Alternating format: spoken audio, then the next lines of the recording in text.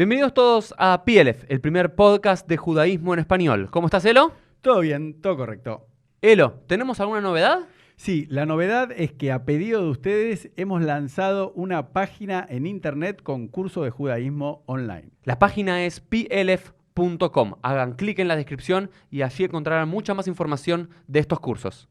Así que entren y vayan a ver la página que está muy buena. Ahora sí, Elo, si te parece, comenzamos con el episodio del día. Vamos. Hola a todos, bienvenidos a un nuevo episodio de PLF. ¿Cómo estás, Elo? Todo bien, todo correcto. ¿Cómo estás, Ranan? Bien, bien, gracias. Bienvenidos a un episodio especial, porque es el episodio número 90. Cada vez nos vamos acercando más a este número mágico que es el 100 o el 101, ¿no es cierto? Poder llegar a hacer un poco más de repetir 100 veces, como dice la Guemará, no es lo mismo estudiar algo 100 veces que estudiarlo 101 veces. Así que en este episodio número 90 tenemos un nuevo invitado especial, así que le damos la bienvenida a Ranan Rein, que es uno de los grandes expertos a nivel mundial de la historia judía en la Argentina y particularmente de la relación entre el judaísmo, los judíos y el peronismo acá en la Argentina. Pero vamos a hacer un episodio que va a tener que ver con hablar de las experiencias judías en la Argentina, o la experiencia de los judíos en la Argentina. Vamos a hacer como un breve recorrido histórico y centrarnos en diferentes momentos, así que va a ser un lujo poder darnos aquí en Pieles, poder escuchar a Ranan Rein. Pero Ranan, antes yo te conozco porque he leído varios de tus libros y como te dije recién antes de comenzar, estoy ansioso por dar el último libro que escribiste, si logro importármelo para aquí, para la Argentina. Cuéntanos un poco de tu vida para poder conocerte los que no te conocen. Bueno, yo empecé mis estudios de historia aquí en la Universidad de Tel Aviv y desde el principio estaba convencido de que yo no tenía el mínimo interés en estudiar la historia judía. En la Universidad de Tel Aviv, como en las otras universidades en este país, tenemos 3 departamentos distintos de historia. Está el Departamento de Historia Universal, donde estoy yo, el Departamento de Historia Judía e Israelí, y el Departamento de Historia del Medio Oriente y África. Entonces yo desde el primer momento entré en el Departamento de Historia Universal y empecé a estudiar la historia europea sobre todo, pensando en trabajar la historia francesa sobre todo. Sin embargo, bajo la influencia de un profesor mío de historia española, un profesor que después se hizo político, embajador de Israel en España, luego canciller en el gobierno de Ehud Barak, se llama Shlomo Ben-Ami. Entonces, bajo la influencia de Ben-Ami, empecé a estudiar la historia española, sobre todo los periodos de la Segunda República, la Guerra Civil Española, la dictadura de Franco y la transición de la dictadura a la democracia. En algún momento, cuando tenía que elegir un tema para mi tesis doctoral, opté por las relaciones entre la España franquista de aquellos años y el gobierno de Perón, o la Argentina peronista. Me interesaba mucho el porqué de esta alianza entre 2 líderes y 2 regímenes tan distintos como la dictadura de Franco por un lado y el gobierno elegido en forma democrática del general Perón.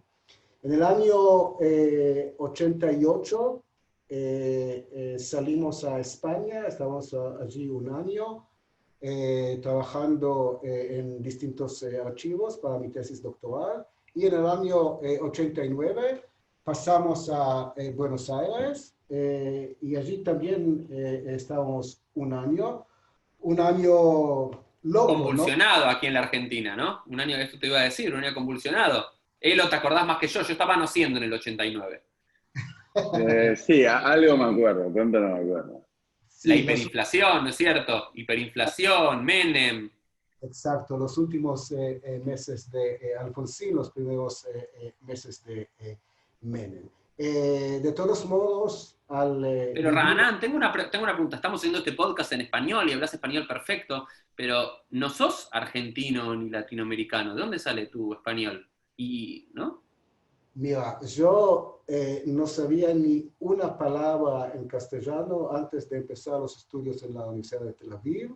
Sin embargo, durante mis estudios de la licenciatura también aprendí el español, y como es un idioma que uso para mis estudios, entonces tengo que manejarlo de algún modo, ¿no? O por lo menos defenderme, como dicen.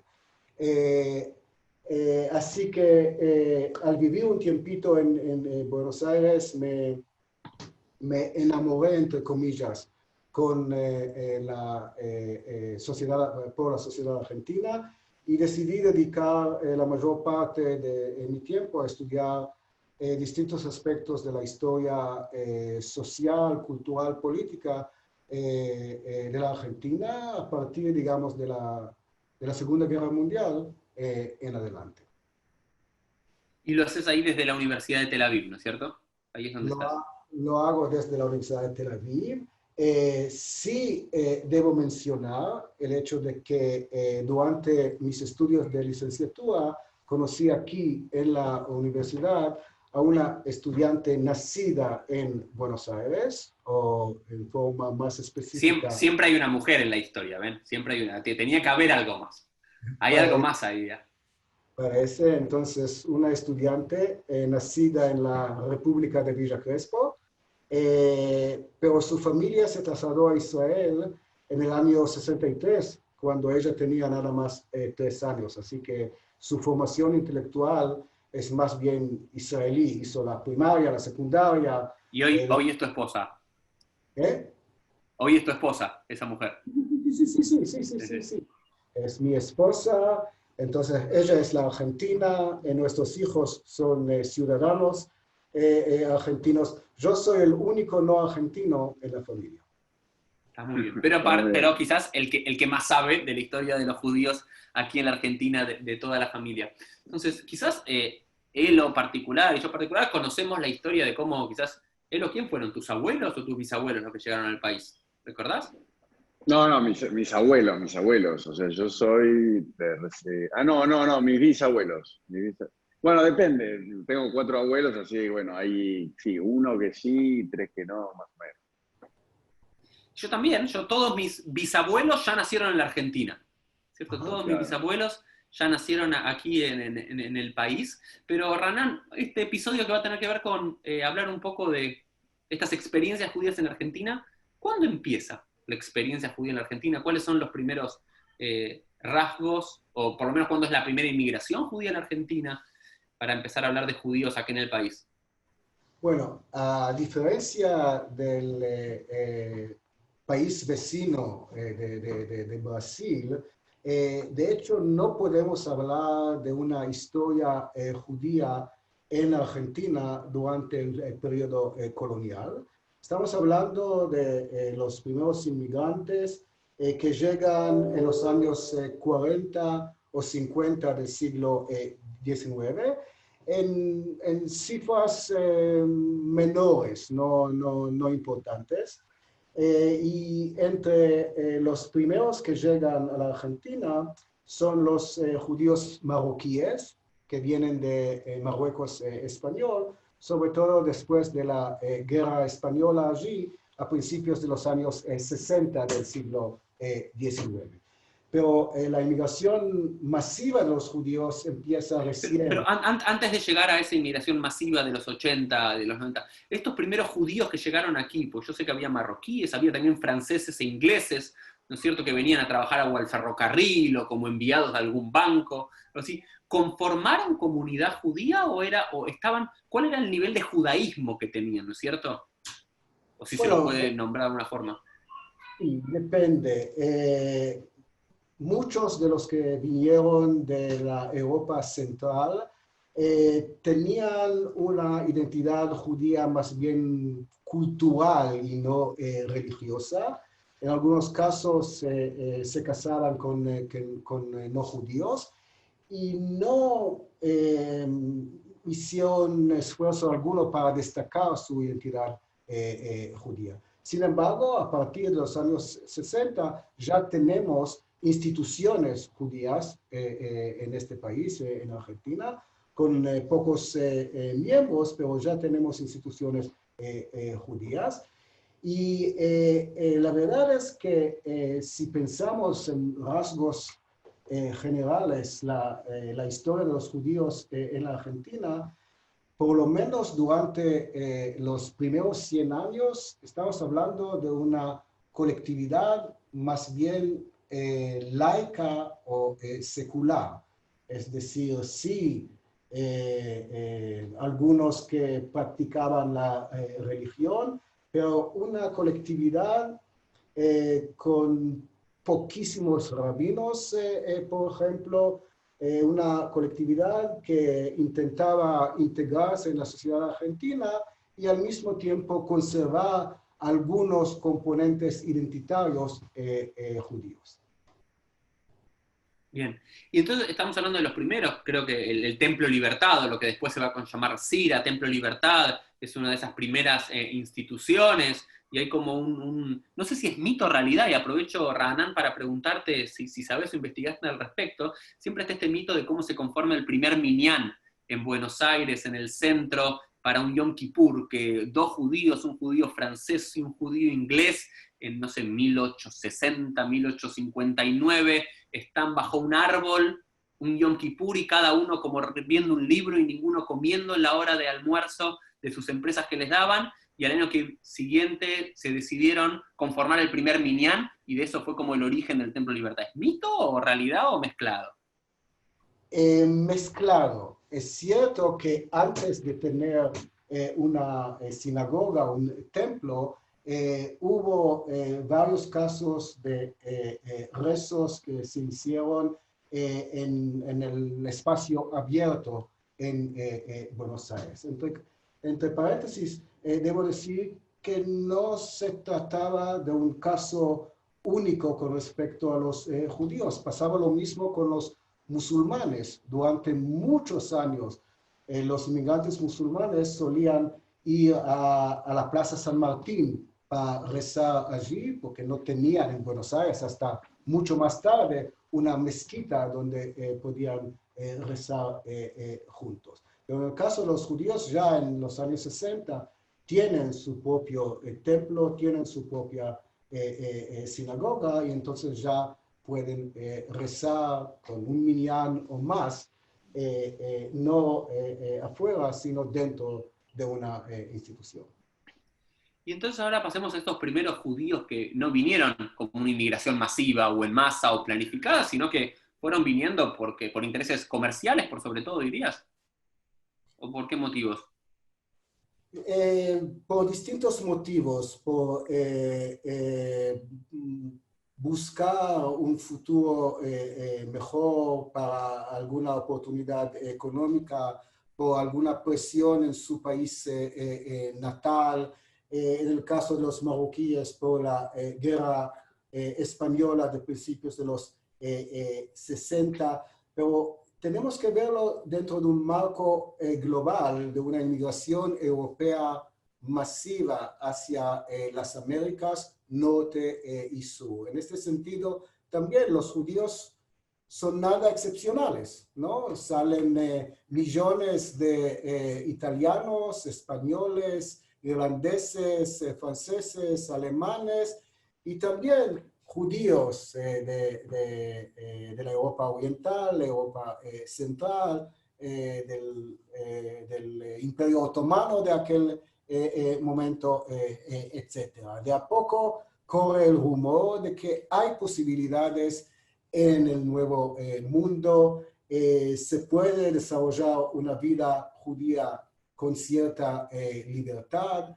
Las cartas que llegan de los primeros inmigrantes, las noticias que se publican en los periódicos judíos, todos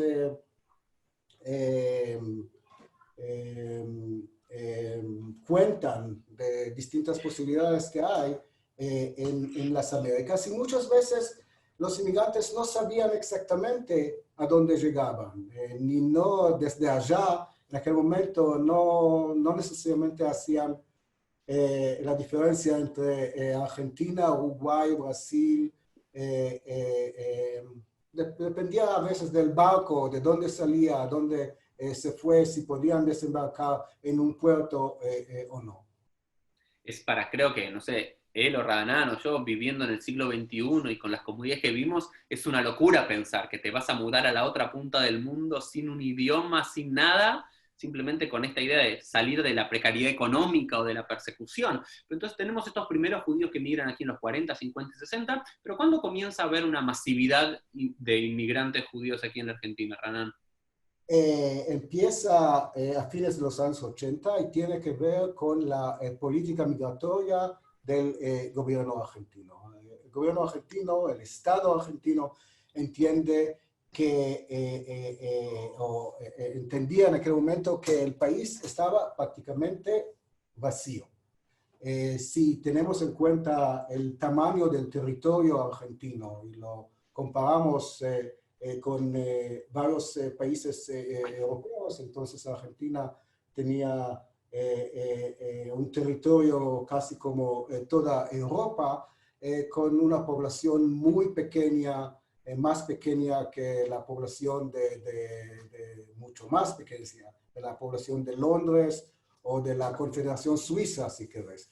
Entonces, la idea es alentar, promover la inmigración a la Argentina, pensando que de este modo podían modernizar el país, desarrollar el país, blanquear el país y así asegurar que el componente no blanco o el componente indígena de la población tenga menos presencia y menos influencia en el desarrollo argentino. Para las élites argentinas, esta población representaba un obstáculo para el desarrollo del país. Entonces la idea era promover, alentar la inmigración europea con la esperanza de que vengan sobre todo inmigrantes alemanes, franceses, ingleses.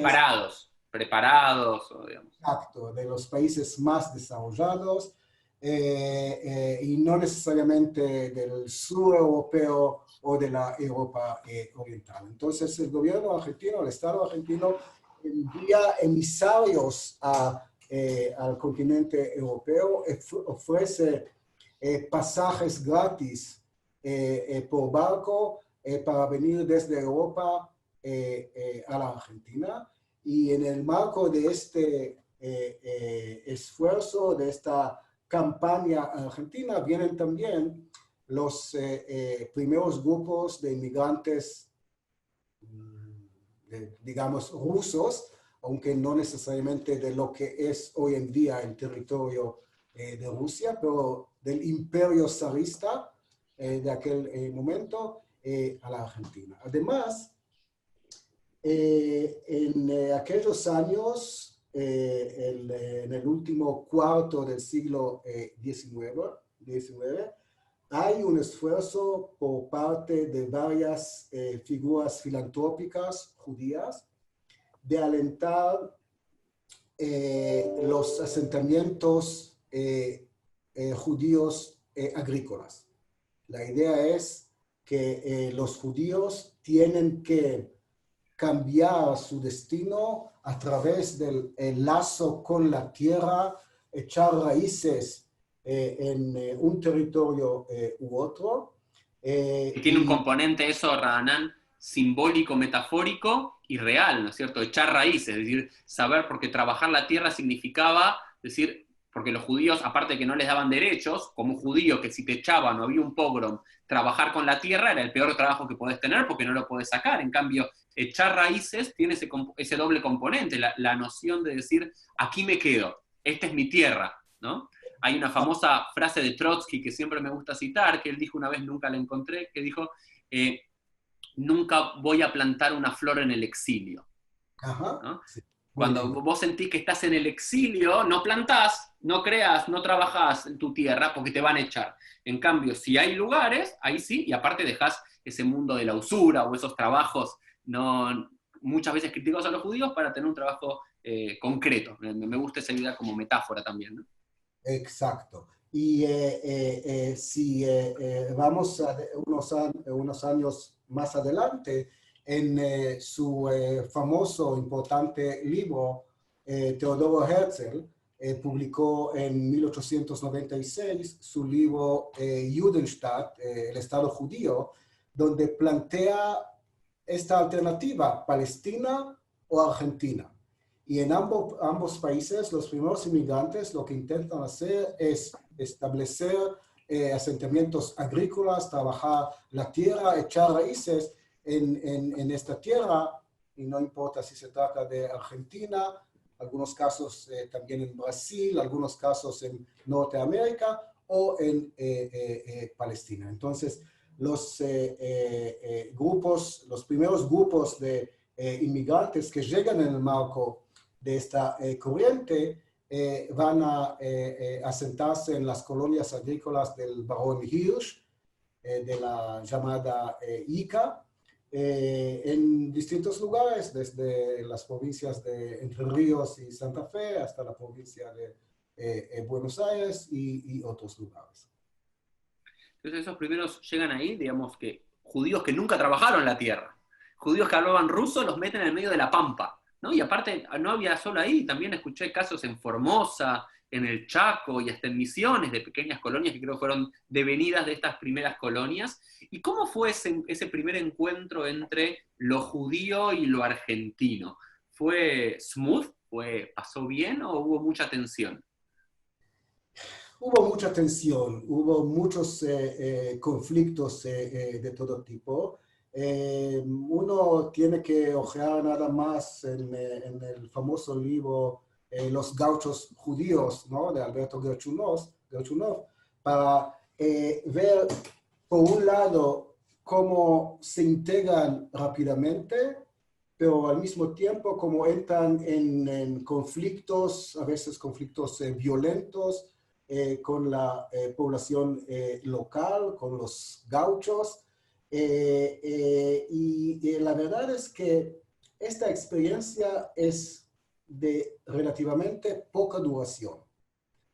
Dentro de relativamente pocos años empieza la migración interna entre las colonias agrícolas y la ciudad de Buenos Aires, que atrae a la mayor parte de los inmigrantes de todo el mundo, que ofrecen más oportunidades en muchos sentidos. Pero el peso simbólico al cual te has referido hace unos momentos era de súper importancia.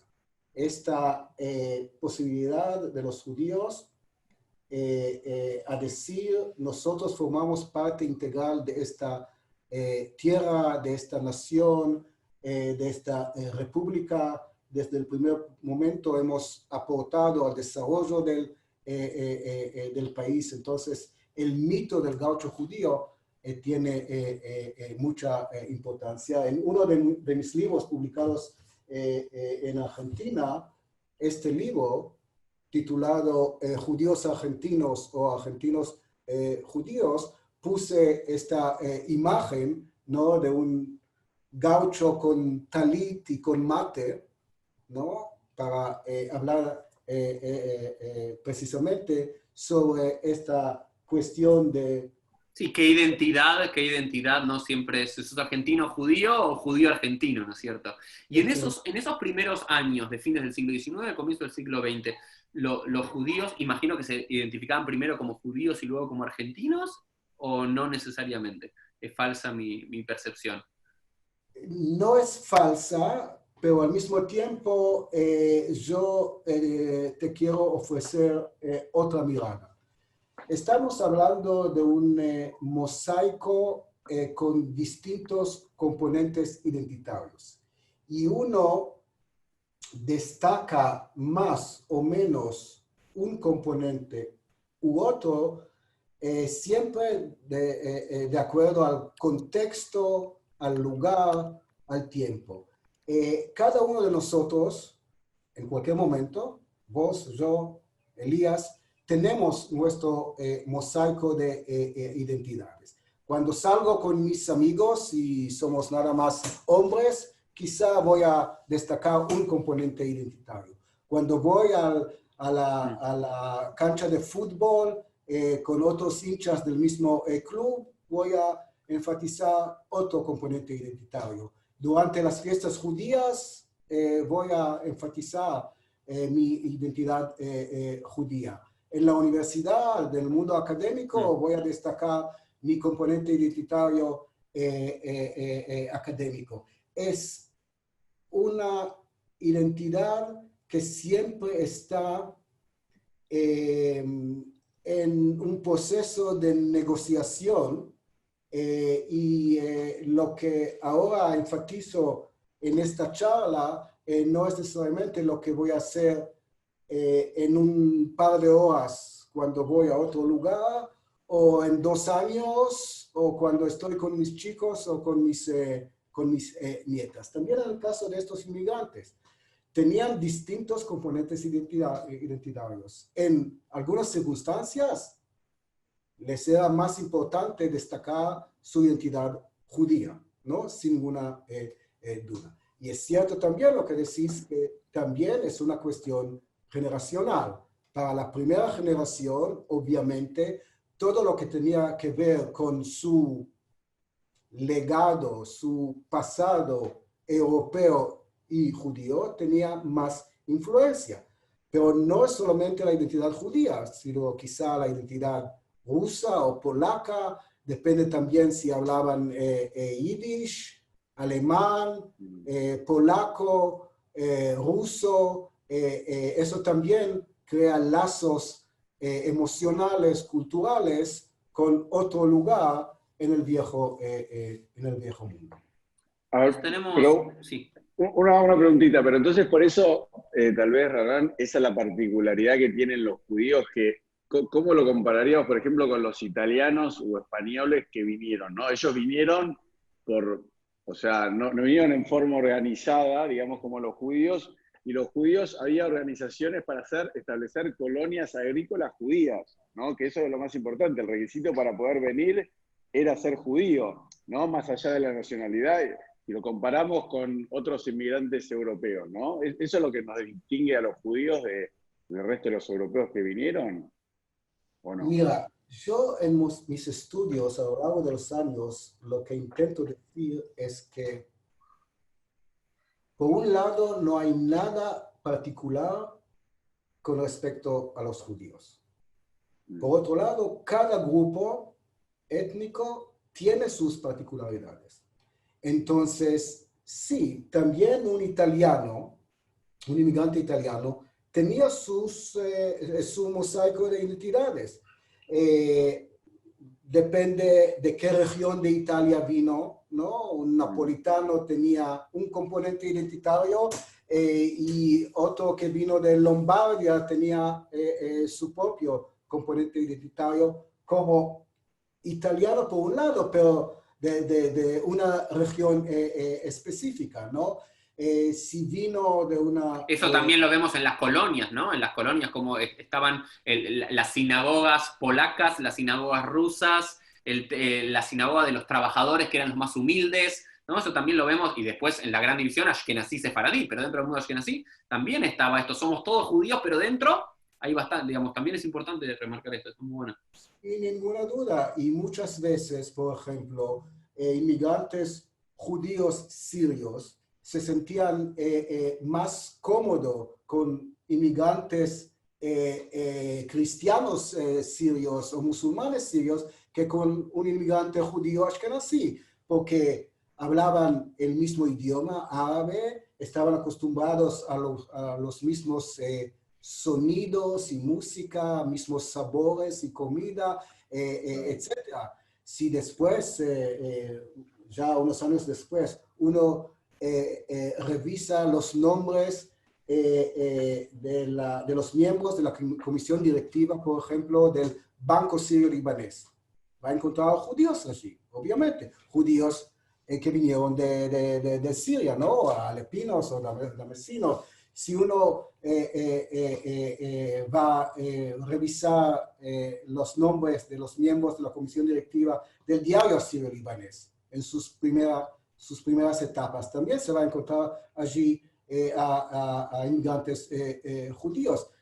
Estos inmigrantes judíos, ¿no? Preferían leer al diario sirio-libanés y no al Yiddish Zeitung, porque no podían leer en Yiddish, ¿no?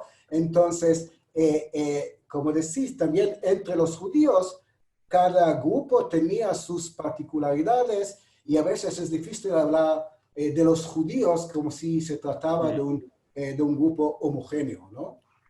Pero una pregunta, porque a mí siempre me gusta traer las cosas a hoy en día, ¿no? Si tuviésemos que compararlo, por ejemplo, voy a poner Miami, ¿no? Que es algo común acá.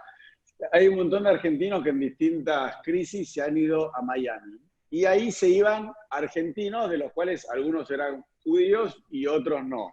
Pero yo creo que cuando, por ejemplo, esas mismas personas argentinas se van a Israel, ¿no? Es porque hay un programa específicamente para judíos que son argentinos, ¿no? Más allá de recibir judíos de todo el mundo. Entonces, la pregunta específica mía es, los judíos, a diferencia de los españoles, los alemanes, etcétera, vinieron, o sea, con estos programas agrícolas, vinieron por su condición de judíos, que podían ser judíos ucranianos, polacos, etcétera, o venían ucranianos, como yo te digo, argentinos que van a Miami, venían ucranianos que venían judíos y no judíos. No, o sea, los programas agrícolas eran solo para judíos patrocinados por agencias judías, ¿o no? Eso es cierto, pero la mayoría de los judíos no vinieron en forma organizada. Vinieron algunos a las colonias, sobre todo en los años, entre fines de los años 80 del siglo XIX y la primera década del siglo XX.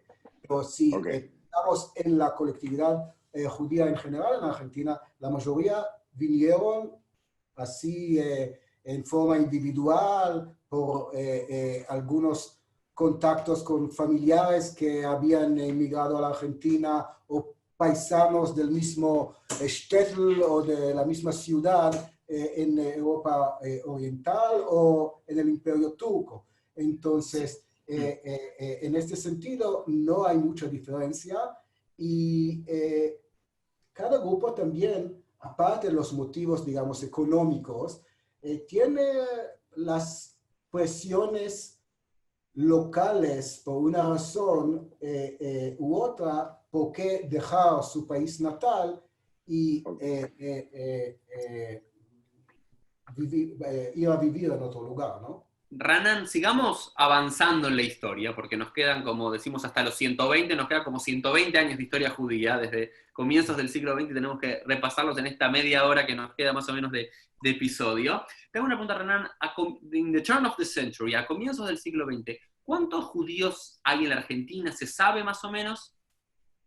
Sí. ¿Hay unos datos? Sí, tenemos datos demográficos acerca del crecimiento de la presencia judía en Argentina, que llega a su pico a principios de los años 60 del siglo XX, con algo como 300.000 judíos. Entonces, de pocos cientos judíos que tenemos antes del inicio de la migración masiva, llegamos a un cuarto de millón ya en los años 20 y después a 300.000 más o menos a principios de los 60, y de aquel momento empieza a bajar el número de judíos en Argentina, aunque siempre hay que tener en cuenta que cuando hablamos del número de judíos en un país u otro, una pregunta clave es cómo uno cuenta a los judíos. Nada los más. Judíos según la halajá, según el propio sentimiento de cada uno, o demás, por supuesto. Exactamente. Yo siempre prefiero adoptar el criterio más amplio posible, y para mí cualquier persona, cualquier individuo que dice que tiene algún componente identitario judío, para mí es judío. Y si pensamos en estos términos, entonces el número de judíos en la Argentina ha sido mayor de lo que nos dicen los demógrafos. Sí. Claro, O sea que porque de ese 300.000 podés pasar a 400.000, 500.000, digamos, como llegan en algunos cálculos. De ahí se llega a ese número, si lo tomás en sentido amplio, correcto. Lo que pasa es que, a ver, no sé si me equivoco, pero creo que hasta el año 1960 en los censos en Argentina se preguntaba la religión, ¿no? Entonces por eso también hay datos más precisos. Puede ser que es por eso que hasta el año 1960 en la Argentina se le preguntaba a la persona que declare su religión en el censo.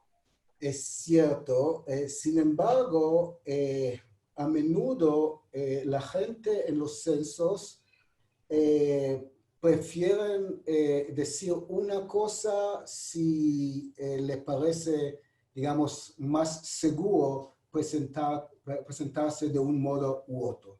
Si pienso en el censo de 1895, estoy seguro que hubo algunos judíos que prefirieron no declararse como judíos en este nuevo país donde recién llegaron y no sabían exactamente si este dato va a pasar a manos de una autoridad u otra y si eso podría afectar su condición de algún modo, etc. Además, muchos inmigrantes, inclusive muchos judíos, no se hicieron ciudadanos argentinos hasta una posterior y por lo tanto intentaban manejar con cuidado también al contestar las preguntas en el censo nacional. Entonces siempre el tema de los números, de las cifras demográficas es un tema de debate entre los historiadores. Entonces, seguimos avanzando, Raanan, ya estamos en las primeras décadas del siglo XX, hay una inmigración interna, como bien decías, de estas primeras colonias, de Entre Ríos, de Moisés Ville, de Basavilbaso, de Clara, hacia Capital Federal, hacia Buenos Aires, también muchos se van a Rosario, a Córdoba, como a los grandes centros urbanos, ¿no? ¿Y qué pasa ahí con los judíos en un ambiente mucho más cosmopolita y abierto? ¿Cuáles son esas primeras experiencias judías de las primeras décadas del siglo XX? Mira, una cosa que es importante destacar y lo hago una y otra vez, porque eso va en contra de algún estereotipo de la sociedad argentina. Para la mayoría de los judíos que llegaron a la Argentina, este país, la Argentina, efectivamente se transformó en su tierra prometida. La integración social de los judíos en la Argentina ha tenido un éxito fenomenal. En muy pocos países del mundo, los judíos se han integrado tan bien como en la Argentina. Ahora, eso no dice que no hubo también una corriente antisemita en la sociedad argentina a lo largo de este tiempo, desde fines del siglo XIX hasta hoy en día. Sin embargo, yo no veo casi ningún otro país, sobre todo no en las Américas, donde los judíos dentro de muy pocos años llegaron a jugar un papel tan importante en distintos aspectos de la vida, desde la vida económica y social hasta la vida cultural. Hemos mencionado a Alberto Gerchunov, el hecho de que él tiene su columna en el diario La Nación ya durante la primera década del siglo XX es algo interesante y no fue el único judío a tener una columna en La Nación o también en el diario La Prensa, es decir, entran ya en el establishment. En el mainstream cultural. Exacto, en los años 30 sabemos lo que pasaba en Europa, ¿no? En la segunda mitad de los años 30, en Buenos Aires, la ciudad no tiene ningún problema en seleccionar a una chica judía como la reina de belleza de la ciudad de Buenos Aires. En muchas instituciones en Estados Unidos y Canadá, los judíos no podían entrar hasta bien después de la Segunda Guerra Mundial, ¿no? Tengo un libro publicado, el último, publicado por la University of McGill Press en Canadá. En la Escuela de Medicina de la Universidad de McGill en Canadá, de hecho, no entraron judíos hasta los años 80 del siglo XX, mientras que en la Facultad de Medicina de la UBA ya tenían estudiantes judíos en los años 30. Sí, tenemos al famoso César Milstein, ¿no? Entre otros. Sí, digamos, como un símbolo de la integración judeo-argentina. Sí, seguro. No es para decir que no hubo también problemas en la residencia de estudiantes de medicina judíos en hospitales en Argentina. No intento dibujar un cuadro así nada más en rosa, ¿no? Pero si pensamos en las experiencias judías en Argentina desde una perspectiva más amplia, se trata de una historia de éxito sin ninguna duda. Sí. Seguimos avanzando, por supuesto que hay episodios, ¿no es cierto? Tenemos la famosa semana trágica. Elo, abrí el micrófono si quieres hablar. Elo, abrí el micrófono. Ahí está. No, lo que quería decir antes de que avances, Uri, y es una pregunta más personal, ¿no? Yo siempre de chiquito me preguntaba por qué mis abuelos, por qué yo no nací en New York. A mí me hubiese gustado ser americano toda la vida, ¿no? Entonces, la pregunta es, primero, ¿por qué a nivel América hispanoparlante, o sea, Argentina era porque era una potencia que los judíos venían acá? O sea, eso es una pregunta media tonta, digamos, de que era obvio que era el mejor país de toda América para venir, y eso a su vez en comparación a New York, ¿no? A principios del siglo XX, ¿qué era lo que hacía que un judío decía si va a New York o venía a Buenos Aires? Entonces, eso es como una pregunta en dos, ¿no? ¿Por qué Argentina dentro del mundo hispanoparlante de América y entre New York y Buenos Aires? ¿Cómo se comparaban? Mucho dependía de las políticas migratorias de cada país y de las restricciones acerca de la inmigración. Porque hasta en los años 20, la preferencia de muchos inmigrantes judíos era Estados Unidos, sin ninguna duda. Claro. Sin embargo, ya en los años 20 empiezan los Estados Unidos a restringir la inmigración, y entonces parte de la corriente va directamente para el sur, sobre todo para Argentina, menos para Uruguay y Brasil. Pero algunos intentan ir a Cuba esperando que de algún modo van a abolir las restricciones. Entonces de Cuba podían supuestamente trasladarse a los Estados Unidos, etc. Pero mucho dependía de las políticas migratorias, y mucho dependía para cada individuo de cuestiones como si ya tenía algún tío, primo, familiar en Estados Unidos, en Uruguay, en Brasil o en Argentina, si conocía a alguien de su pueblo, de su ciudad natal en Europa, etc. Entonces, muchas veces se trata de una decisión individual, y si nos quedamos en este periodo de 1880 a 1930, en muchos casos estamos hablando sobre todo de hombres claro, que van solos con la esperanza de traer en algún momento a la esposa o los chicos que dejaron en el viejo mundo. Y uno de los temas tabú en la historiografía tiene que ver con, por ejemplo, cuestiones de bigamia. Hay hombres que dejan, digamos, en Polonia a su esposa e hijos, llegan digamos, a Buenos Aires, ¿no? Después de algún tiempo conocen a una chica y empiezan a vivir con la chica, casándose o sin casarse, tienen ya otros hijos y pierden el interés en traer a la esposa y los chicos de Polonia o Rusia, ¿no?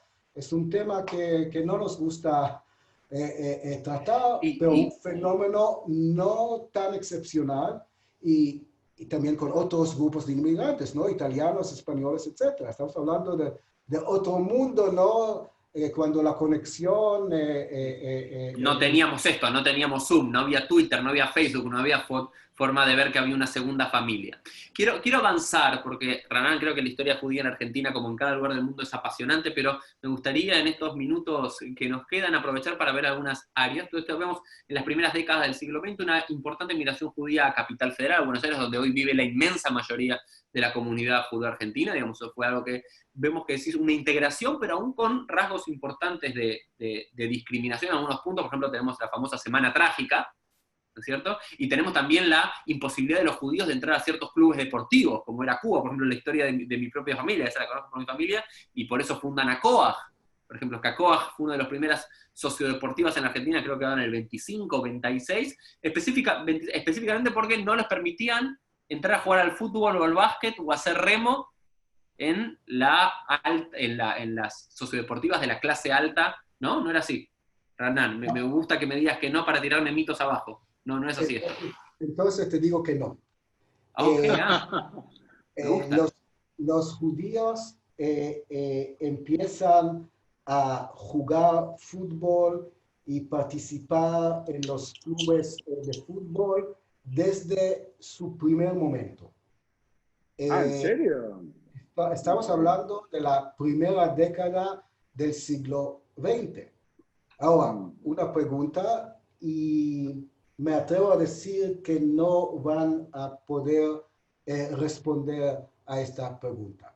¿Quién fue el fundador, primer capitán y primer presidente del club River Plate? Dinos, Ranan. Lo puedo googlear, pero quiero escuchar. Un judío, obviamente. Leopoldo ¿En Bach. serio? Sí, Leopoldo Bach. La mayoría de los hinchas de River no lo saben. Pero Decile a Yevo ahora, Elo. Sí. Leopoldo Bach, un argentino judío, fue el fundador del club River Plate. A lo largo de los años 10, 20, 30, hubo jugadores judíos en casi todos los clubes de importancia mayor o menor de la Argentina. Para los judíos, el fútbol sirvió como un canal para mejor integrarse en la sociedad argentina y en su mayoría no tenían interés en tener sus propios clubes de fútbol, sino un interés en entrar como socios, como hinchas, como miembros de comisiones directivas, presidentes de distintos clubes de fútbol. Y entonces esta historia que yo siempre escuché sobre Acoag y sobre Maccabi y demás, ¿no tiene mucho sustento? No tiene de mucho sustento.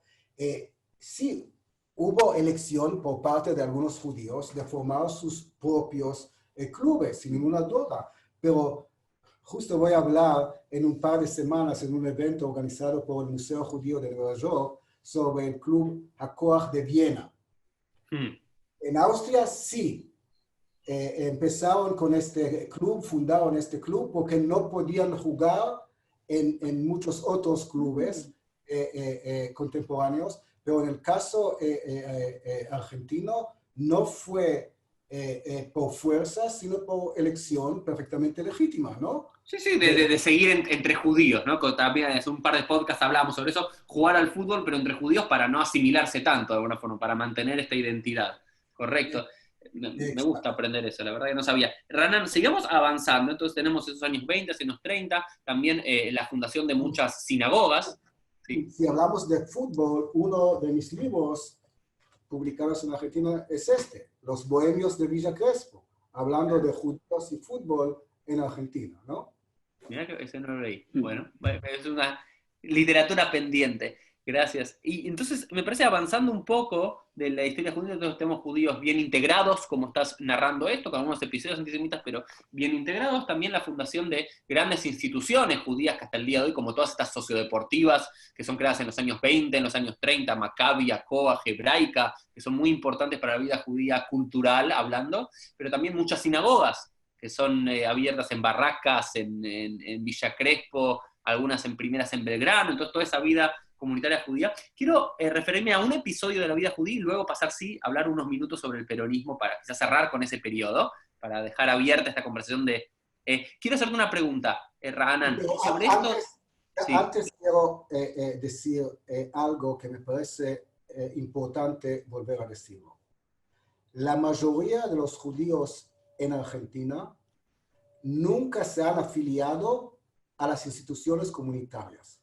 Esta es la historia en Argentina, esta es la historia en Brasil, esta es la historia en los Estados Unidos. Entonces, si uno pone la mirada nada más en las instituciones judías, va a perder por lo menos una parte de las experiencias judías en este país. Claro, es uno de mis vicios, es uno de mis vicios profesionales, una de mis gracias al vivir y trabajar en una comunidad, no puedo verlo más allá de las instituciones, pero es muy cierto lo que decís, Raanan, y te agradezco. Quiero un episodio para que nos hables un poquitito de lo que sabes y luego pasar, sí, ya al tiempo final de este programa para hablar del peronismo y los judíos, la experiencia judía. ¿Qué es esto de la prohibición de la conversión y de la Sui Migdal? Si está relacionado, no, o cómo es esto de este episodio de la vida judía de fines de los años 20. Mira, uno de los temas más investigados en la historiografía de las experiencias judías en Argentina tiene que ver con la prostitución judía en este país. Y la verdad es que hubo una importante presencia judía en la prostitución, sobre todo en Buenos Aires, durante el primer tercio del siglo XX, digamos hasta el año 30, cuando está la famosa historia de Raquel Lieberman, que denuncia al Tzvi Migdal, y entonces muchos de sus dirigentes terminan presos en la cárcel. Pero desde fines del siglo XIX hasta el año 30 hay una sobrepresencia judía en este mundo de prostitución. Y es un tema interesante y para mí es quizá más interesante desde la perspectiva de los no judíos que la perspectiva de los judíos. Porque lo interesante, o una de las cosas interesantes, es la demanda, entre comillas, de prostitutas judías por parte de los judíos. Entonces me interesa investigar algo sobre las fantasías de los argentinos no judíos al buscar prostitutas judías. Y como hubo, entre comillas, demanda, entonces había que traer a más y más chicas judías desde la Europa oriental para, de algún modo, ¿no?, poder dar respuesta a esta demanda. Pero la prostitución judía también se extendió a otras ciudades en Argentina, también en Brasil y en Uruguay. En algún momento, algo como un cuarto de las prostitutas en Buenos Aires eran judías. Wow.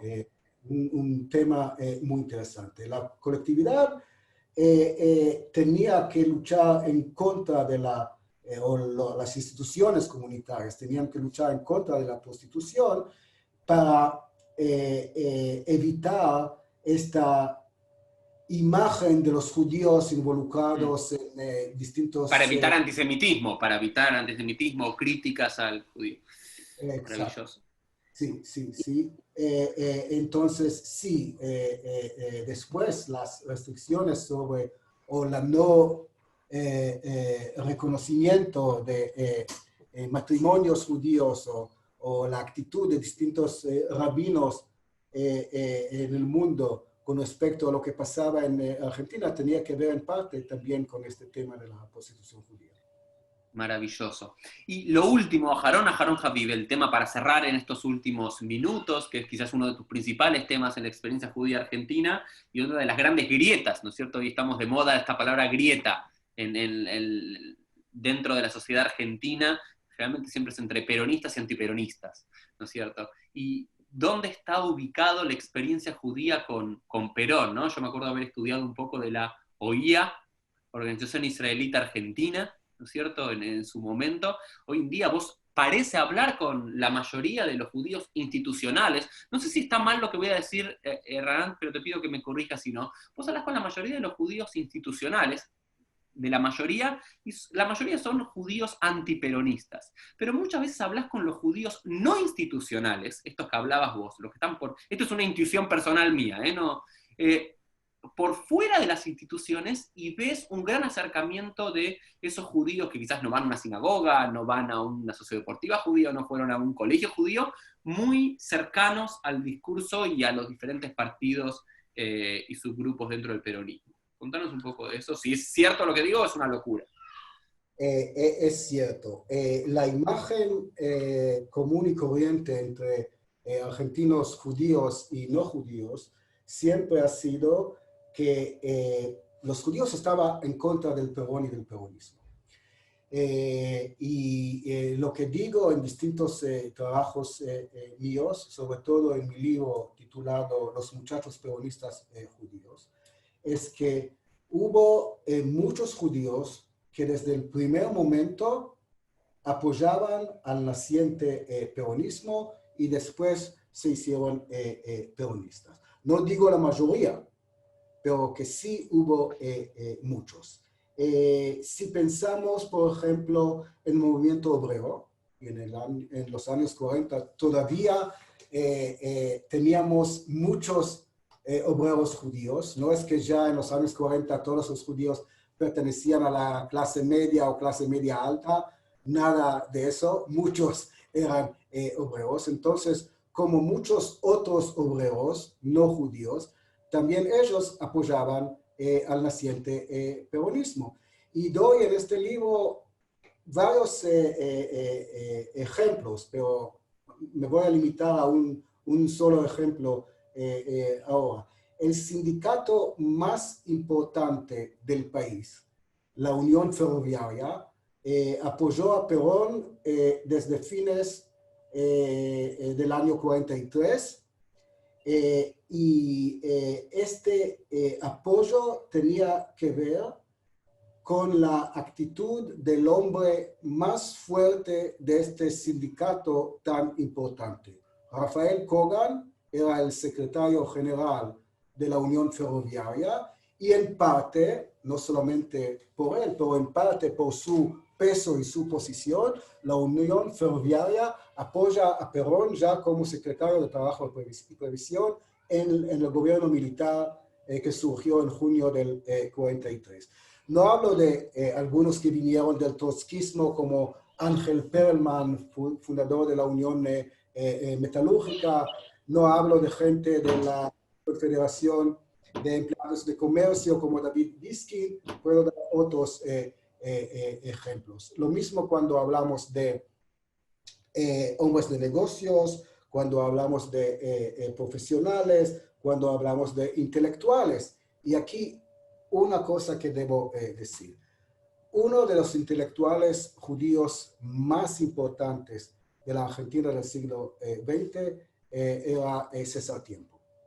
César Tiempo apoyaba al peronismo a lo largo de la década peronista y también cuando regresa Perón en el 73. Y es un caso muy interesante porque César Tiempo se transformó en un héroe, entre comillas, de la colectividad judía en los años 30 cuando él sale en campaña en contra de Gustavo Martínez Zuviría, el director conocido como Hugo Wast, el director de la Biblioteca Nacional, un novelista muy exitoso y muy antisemita. Entonces, él dirige la campaña en contra de Martínez Zuviría. Lo invitan a cada rato a cada institución judía. Sin embargo, una vez que empieza a apoyar a Perón, a mediados de los 40, dejan de invitarlo, lo borran por completo. De repente, en hebraica no puede aparecer. Entonces, es una historia muy interesante. Cuando el gobierno peronista expropia el diario La Prensa de manos de la familia Gainza Paz y lo pone al diario en manos de la CGT, a quien lo nombran como director del suplemento cultural de La Prensa, a César Tiempo, obviamente, y él abre las páginas del suplemento cultural de La Prensa a una cantidad de autores judíos que es increíble. En los años 53, 54, 55, el diario La Prensa publica más judíos que La Nación y La Prensa en 50 años. Entonces, sí, hubo muchos... Y entonces esto que te pregunto, Raanan, este idea general, ¿no es cierto?, de mucha de la comunidad judía que digamos clase media alta, que de alguna forma es la que hoy corresponde a las comunidades judías en su mayoría en la Argentina, de esta idea que ningún judío puede ser peronista porque Perón era antisemita. ¿En tus lecturas y en tus estudios lo consideras así o no necesariamente? No, al contrario. En la década que va entre 1946 y 1955, sucedieron menos incidentes antisemitas en la Argentina que en cualquier otra década del siglo XX argentino. De hecho, sí, es un dato, no es una opinión mía, un dato que saco de documentos de la Cancillería israelí y de organizaciones como el Congreso Judío Mundial. ¿Y la simpatía de Perón con el régimen nazi no tenía que ver con la idea militar únicamente formativa y no necesariamente con la ideología antisemita, según esta lectura? Mira, Perón tiene discursos muy importantes, muy fuertes en contra del antisemitismo. Ningún otro presidente anterior se pronunciaba en forma tan tajante en contra del antisemitismo. Hablo sobre todo de la segunda presidencia de Perón. Cuando Perón empieza como presidente en el 46, todavía está preso de este mito de la Argentina como una nación católica. Y entonces en este mito no hay lugar para no católicos, o por lo menos uno no puede ser un buen argentino sin ser católico. Pero Perón empieza a cambiar esta idea desde fines de los años 40, y cuando empieza, por ejemplo, la campaña antisemita en la Unión Soviética y los países satélites de Rusia, el líder que se pronuncia en forma más tajante en contra de esta campaña es Perón. Ningún otro líder de ningún otro país en aquel momento lo dice de esta misma forma, y los informes de la Embajada israelí en Buenos Aires lo detallan en forma impresionante. Entonces, decir que Perón era antisemita me parece ridículo, me parece que no tiene ninguna raíz. Tiene que ver con la imagen del gobierno militar de los años 43-45 como un gobierno pro eje, pro Tercer Reich. También eso necesita, es un tema que hay que repensarlo, pero no vamos a tener tiempo para eso. Para mí la neutralidad argentina sirvió más a los intereses de los aliados que a los intereses del eje, pero me parece, maravilloso esta idea de, por lo menos, derribar mitos personales o lugares comunes. Creo que eso es una de las grandes posibilidades que tenemos, que creo que uno de los objetivos de PLF, del podcast que hacemos, creo que es el primer podcast de judaísmo en español, tiene que también con llevar la academia a la gente, ¿no es cierto? Raanan, no sé cuántos argentinos judíos leyeron tus libros o se acercaron a tus publicaciones y a tu mirada. pero me parece muy interesante derribar estos mitos populares. Quizás estos mitos que a veces construyen una identidad, pero a veces hacen mal. A veces hacen mal porque estamos en lugares comunes que no nos permiten avanzar, no nos permiten superar ciertas grietas que tenemos como sociedad y que tenemos como comunidad judía en particular. Así que, Raanan, ha sido un placer. Te hago una pregunta final. Siempre hacemos con todos los invitados que traemos con Elo como un ping-pong final de pequeñas preguntas que tienen que ver con conocer a quien está detrás. ¿Podemos hacerlo, Raanan? Sí, claro. ¿Tu festividad judía preferida, Raanan? Pesach, sin ninguna duda. Ok, no me tienes que decir por qué, Pesach. El personaje... No me tienes que decir por qué. No, el ping-pong, está perfecto. El personaje de la historia, de la Torá, o el personaje del Tanaj, de la Biblia hebrea, que más te identificás o más te apasiona. Puedo pensar en varios de los profetas judíos, sobre todo los que enfatizaron el tema de la justicia social, de amar al prójimo. Amós, Oseas, Isaías, esos profetas de la justicia social. Y de la historia judía, de toda la historia judía, ¿qué personaje te hubiese gustado conocer o charlar que no vive en la actualidad? Sigmund Freud, por ejemplo.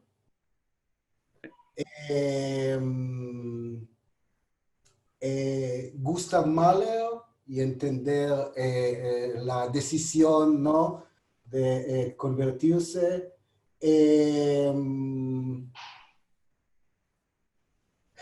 El novelista norteamericano Philip Roth. Y hay muchos otros. Y dos preguntas más para terminar. ¿Alguna idea de esta idea de lo judío, ¿no es cierto? ¿Cuál crees que es una de las grandes contribuciones o ideas de lo judío, del judaísmo para el mundo? ¿Se entiende la pregunta, Raanan? ¿Qué es esto que decís? Esto es algo importante que el judaísmo le dio al mundo. ¿O qué tiene para dar en potencial? Me parece que precisamente esta idea del progreso basado en una distribución menos distorsionada de la riqueza de un pueblo o de una comunidad. Y a Harón Habib, simplemente para terminar, porque es tu tema, ¿cómo ves hoy el futuro de la comunidad judía argentina, de las experiencias judías en la Argentina? No son tanto de historia, sino yo sé que pedirle a un historiador que haga futurología es difícil, y estaba en contra de sus principios, pero bueno, tenemos el podcast y podemos hacerlo. Bueno, el futuro de los argentinos judíos tiene que ver con el futuro de la Argentina, ¿no?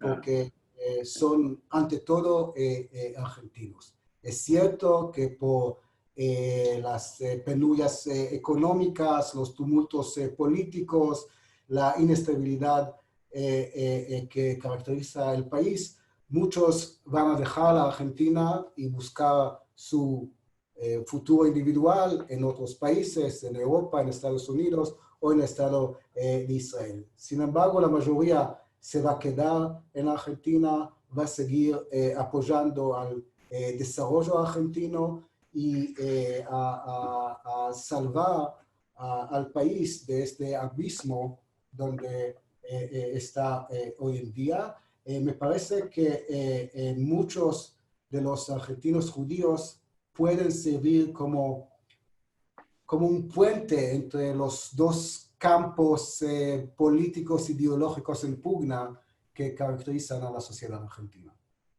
Raanan, te queremos agradecer de corazón por la gentileza, por tu tiempo y por aportarnos acá a romper mitos y a conocer un poco más de nuestras propias historias. Así que, Elo, nos vemos en el próximo podcast. Raanan, muchas gracias. Chau, chau. Ustedes. Chao. Shalom. Chao.